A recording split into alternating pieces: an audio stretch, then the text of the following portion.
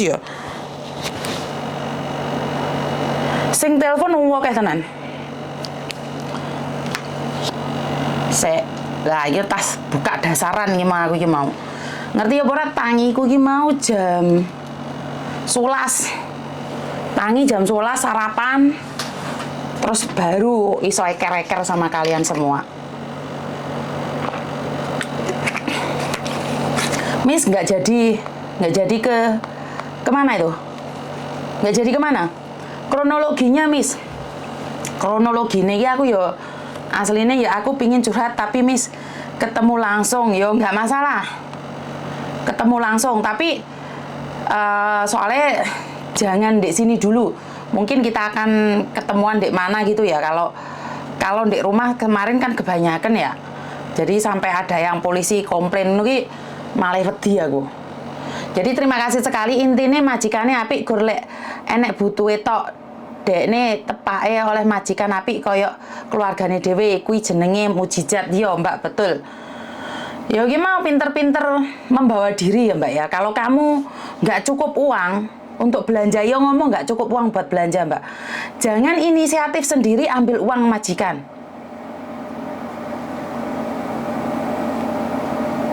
Jadi jangan inisiatif ambil uang majikan ya. Saya sudah warning buat kalian semua ya.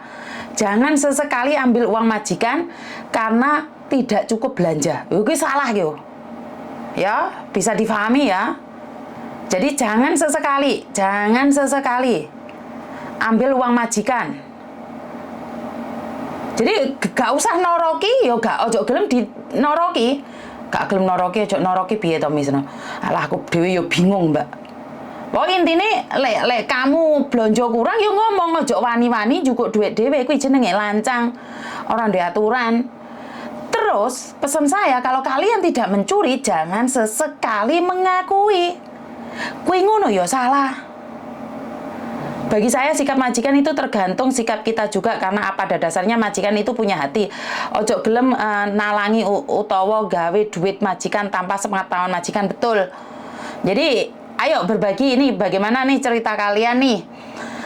Satu-satu. Saya juga ingin tahu nih cerita kalian satu persatu menurut kalian bagaimana menghadapi majikan.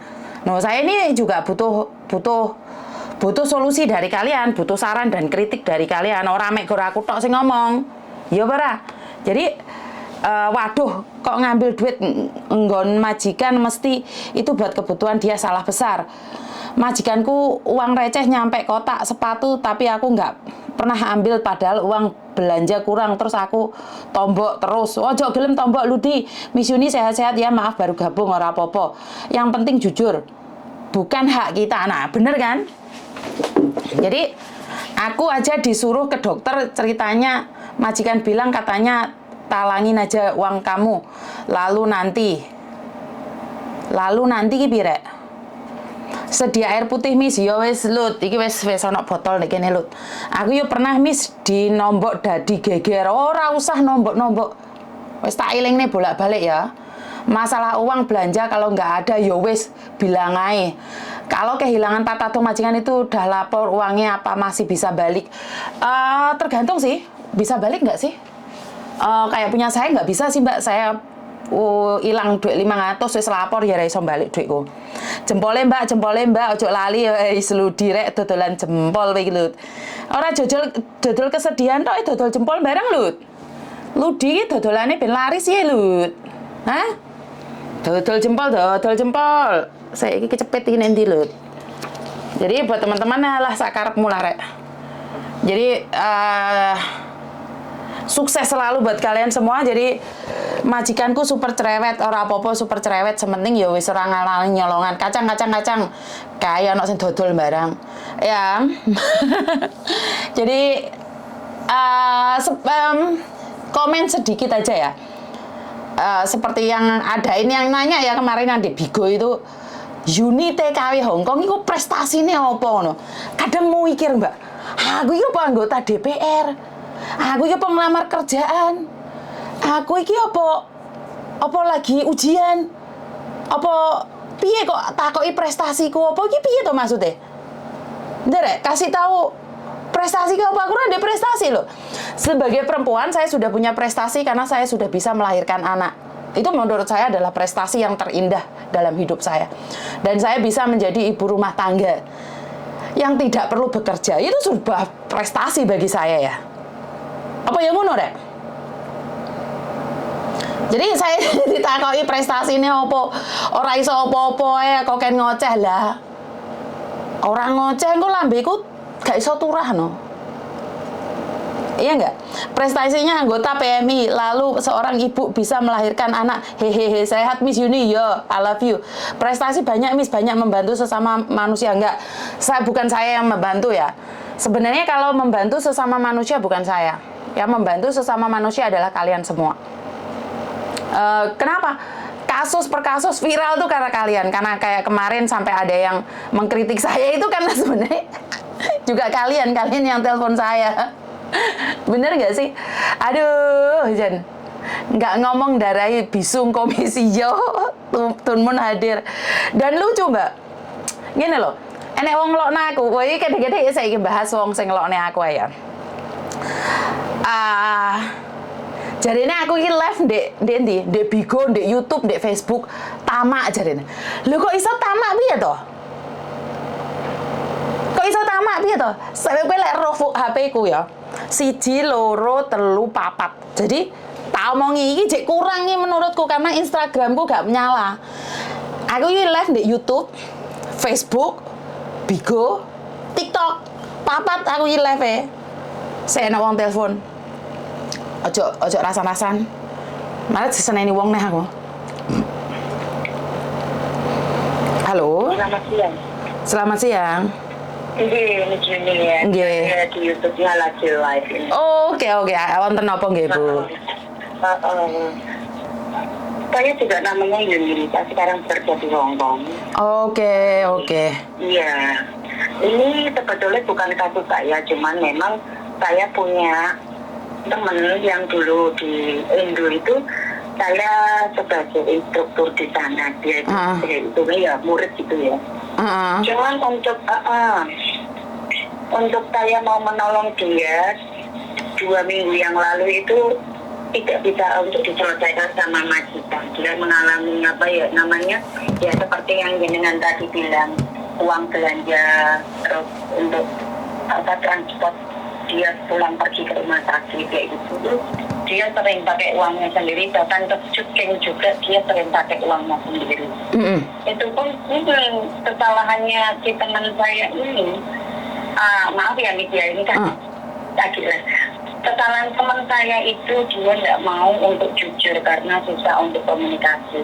Jadi tiap komunikasi dia menggunakan bahasa Inggris tapi bahasa Inggrisnya jelas. Jadi kayak majikan sendiri memahaminya susah dan majikan ya sering mati-mati. Yang nantinya kita kerja di sini ya bener aturan itu. Mbak senang jenengan pakai handfree nggak? Jangan pakai handfree deh kayaknya. Enggak, ini aku nggak pakai handfree. Ini aku minta. Oke. Tempel di telinga. Oke, terus? Saya senang loh, terima kasih Miss Yuni sudah bisa respon untuk saya telepon. Oke. Intinya teman yang jenengan dikasusin atau enggak sebenarnya sekarang? Kemarin itu sebetulnya mau dikasusin, dia sudah lapor ke KPRI dan saya itu menasihatinya sampai saya kayak gini dia. Karena tanggal 3 awal bulan itu dia datang ke agent, dia ngomong, wah pokoknya saya itu nggak mau, saya itu sudah nggak mau kerja, saya harus keluar, harus ini, harus itu. Memang benar. Terus agentnya itu dia bilang gini, kamu tahan dulu, kalau ada apa-apa kamu ngomong. Di situ saya yang menjadi penjembatan untuk dia komunikasi sama agent, karena dia itu bahasa kanoniknya agak susah, bahasa Inggris pun dia agak nangkepnya juga amburadul. Aku ya maklum, dianya tuh bingung. Aku bilang sama biskup itu bilang gini, ini kalau有朋友嘅，我朋友呢個其實都我同佢講唔定係佢傳緊係呢啲嘢佢又幫唔到，可唔可以你幫佢同僱主講，因為呢個姐姐咧想咁樣，可以，真係你放心啦，冇自己諗，冇自己心急或者發脾氣啫。dia tuh bilang kayak gitu. Terus sudah dinasihatin gini, sudah diberitahu, kamu lihat kalau lo phone son, dari tangan, dari kayak tujuh bonga tuh. Dia tanya, kayak gitu, terus teman saya jawab, saya biasanya kerja itu tanggal 1, tapi sering kali mundur sampai tanggal 4 dia kayak gitu. Terus setelah kejadian itu bener nih berlanjut sampai tanggal 4 dia ke agent lagi. Dan waktu itu pun saya bantu dia ke agent ngomong, tapi itu si majikannya dia nggak mau ngangkat telepon. Terus dia bilang sih, sampai saya minta bantuan orang Hongkong sini yang dulu itu mantan bos saya, karena ibunya dia yang Pak Dada itu sudah meninggal tuh.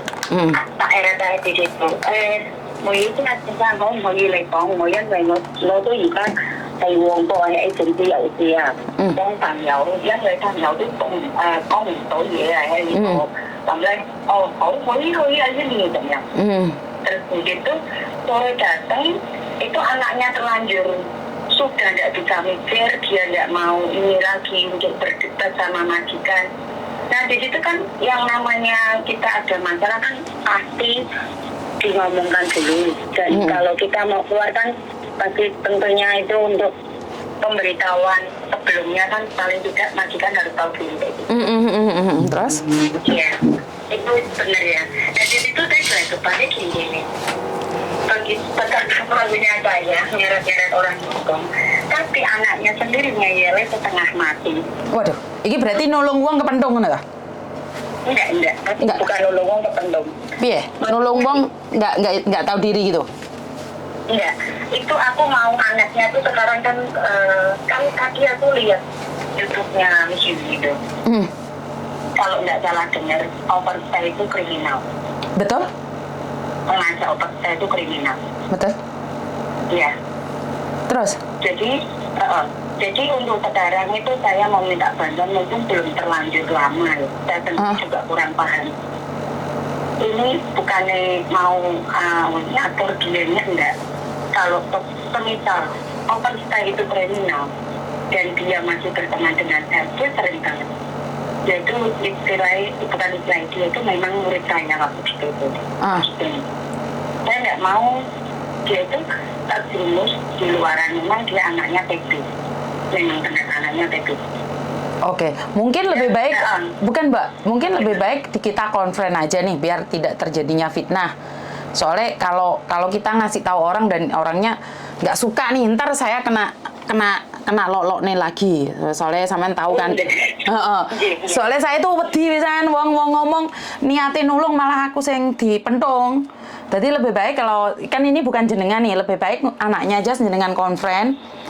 Jadi biar kan kalau ini saya nggak bisa maksain orang pulang Indonesia. Kalau dia sendiri nggak mau pulang Indonesia, kita nggak bisa nih Mbak. Makanya kan saya selalu bilang nih, ada apa-apa itu tergantung orangnya. Orangnya nggak ada hati ya percuma kita ngomong, kita bantu pun percuma. Toh nggak niat kok. Kalau dia niatnya sudah pingin overstay kan kita juga nggak bisa melarang. Apakah itu kriminal? Ya kriminal, tapi kan dia sudah tahu. Sama dengan orang mencuri. Kan sama aja. Bener, dia tahu mencuri itu kriminal, tapi dia pingin kok. Dan dia suka kok. Ya mau gimana lagi? Resiko ditanggung dia, bener nggak? Jadi menurutku lebih baik dianya aja sama jenengan dikonfren sama saya, karena saya tahu sampean sayang banget nih sama ini anak, tapi kan belum tentu ini anak mau dengan saran kita, bener nggak sih? Bener, itu memang bener nih. Dia pertama itu baru, soalnya dia habis kita untuk tinggal 2 minggu di sini itu tanggal 16-17. Ini kan sudah tanggal kira-kira 10 hari. Kasus seperti itu semisal di imigrasi ataupun dipulangkan gitu, kira-kira bermasalah nggak untuk kedepannya? Yang kedepannya kalau overstay pasti bermasalah Mbak, karena dia ada niat untuk kogekelau, apa sih namanya, overstay, kan dia ada niat. Iya. Kalau dia nggak ada niat kan pasti nih karena paspornya ditahan agent atau paspornya ditahan majikan, itu bisa mengatakan bahwa dia tidak ada niat atau dia dipukulin. Tapi ini kan nggak dipukulin, nggak apa, kabur dan nggak pulang Indonesia. Berarti kan ada niat. Bener nggak? Itu. Ah, ah. Oh, kalau itu terima kasih. Iya. Ya, ini nanti coba tak konfirmasi sama orang yang soalnya saya nggak tahu posisinya karena dia itu juga tahu sendiri anak overstay itu yang seperti ini dengan katakan tadi boleh balik domong tergiur dengan kerjaan yang ditawarkan oleh teman kayak gitu kok. Seperti itu. Jadi saya belum tahu. Nah ini aku mau ngomong curhat untuk masalahku sendiri nih. Jadi ini posisi saya lagi kerja di majikan. Tempatnya ini dekat lah ranking One sini. Majikan saya juga ada di rumah.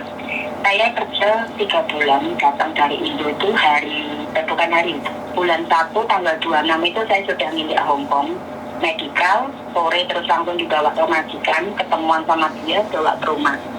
Saya ke agent itu potong 3 bulan. Nah terus di situ saya bawa ke rumah dia. Jobnya saya itu merawat anaknya yang sakit karena ini permasalahan kanker bilangnya Jongwenpo itu loh. Terus baru 3 bulan saya kerja habis potong gaji anaknya meninggal. Iya ini saya masih stay di sini dan kemarin saya baru gajian tapi tidak ada omongan.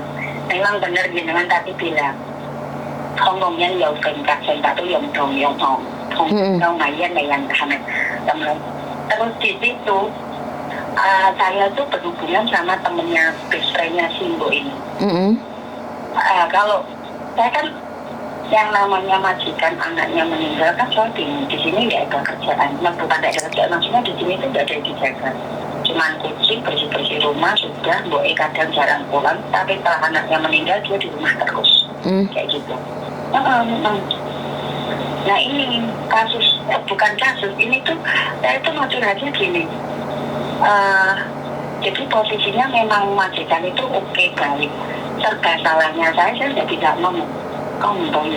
Karena majikan saya itu kayak orangnya tertutup dan dia itu lalu larut dalam itu loh kesedihannya gitu.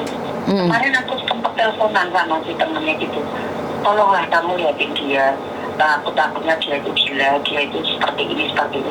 Saya bisa ngomong berteman tahun ini dia ada di rumah. Terus dia bilang, iya aku perhatiin dia, aku nggak keluar ini, aku libur saja aku nggak keluar, aku takutnya kalau mbokku tuh bunuh diri. Jujur nih, takutnya kalau mbokku tuh bunuh diri. Jadi di sini tuh untuk masalah sebetulnya nggak ada masalah. Maksudnya aku curhatnya itu setelah 3 bulan anaknya nggak ada, aku di sini tetap dipekerjakan, nggak ada omongan, dan aku pun juga nggak meliwati dia, biar suami kan. Jadi enak gitu loh. Tapi yang jadi kekhawatiran itu dianya kalau punya pikiran kayak gitu, karena temennya itu sama saya tuh deket, dia tahu kalau saya itu jasa kantonis oke, dia bisa PTNU tuh oke lah, dia tahu saya karena dulu memang waktu interview tuh didampingi sama si best friendnya itu yang di ini kayak gitu nih. Itu untuk kasus seperti ini, maksudnya untuk permasalahan saya seperti ini, ketemu yang di dalam kontak itu dikatakan langsung anaknya, terus anaknya meninggal. Apakah nanti pada jangka waktu yang lama 2, 3, 4 bulan saya tidak digunakan dia lagi, itu difinitkan atau termasuknya interminate atau apa? Itu nih. Oke. Sebentar. Oke. Jadi kalau masalah majikan ingin seperti apa, frustasi atau seperti apa, itu di luar kendali saya, Mbak. Yang saya nggak bisa ngasih saran nih untuk orang yang depresi dan apa, saya tidak bisa ngasih saran karena saya tidak bersamanya. Ini yang pertama. Dan kedua yang saya tahu adalah tentang sampean visanya. Yang tanda tangan kan mbokmu. Betul. Kan nggak ada masalah. Kalau mbokmu pakai kamu sampai finish kontrak pun nggak ada masalah. Kalau mbokmu sudah nggak pakai kamu, apapun namanya tetap interminate. Tapi mungkin interminate dengan term and condition. Bisa difinishkan karena sudah tidak dibutuhkan lagi. Tapi itu kan berpulang lagi pada majikamu. Apakah majikamu mau minisin kamu atau kamu keluar seperti itu aja? Jadi menurut pendapat saya jangan berprasangka jelek aja, bekerja lebih baik, itu aja sih menurut pendapat saya. Iya. Oke. Oh jadi seperti itu ya. Untuk anaknya ini apa mau tak konferensi nih atau gimana? Soalnya saya belum sama dia kan. Kamu ngobrol aja dulu sama dia, Mbak, karena saya tidak ingin dibilang lancang. Sementara belum tentu dia mau ngobrol sama saya. Karena ngobrol sama saya langsung masuk live YouTube sama di Facebook sama di TikTok. Ntar terjadinya fitnah lagi. Saya tuh paling ngeri kalau ada fitnah-fitnah itu. Karena saya tidak pernah mencari narasumber. Ntar dibilangnya saya itu bermasalah lah, tidak tahu kode etik lah, apa-apa. Saya tahu Miss Yudi itu natural banget untuk dicerita teman. Temannya apa? Tegas lantang, des. Tapi memang ada yang nggak suka karena dia nggak cocok, nggak kesetaraan. Ya, itu urusan mereka, Mbak. Karena saya pribadi, saya tidak bisa mengendalikan semua orang. Yang saya bisa kendalikan adalah diri saya sendiri. Dan saya itu bukan siapa-siapa. Saya bisa bantu semampunya. Dan kalau orang lain tidak suka, ya nggak apa-apa. Saya cuma ingin tahu saat dia tidak suka, apa yang dia bisa lakukan, itu aja sih. Kalau saya nggak mau ngurusin orang. Yang penting saya melakukan yang terbaik. Perkara bagi orang lain tidak baik, itu adalah urusan saya sama Tuhan. Itu aja, wes. Terima kasih, Miss. Oke. Untuk permasalahan saya tadi itu, saya tetap positif tinggi. Terima kasih. Oke, yuk.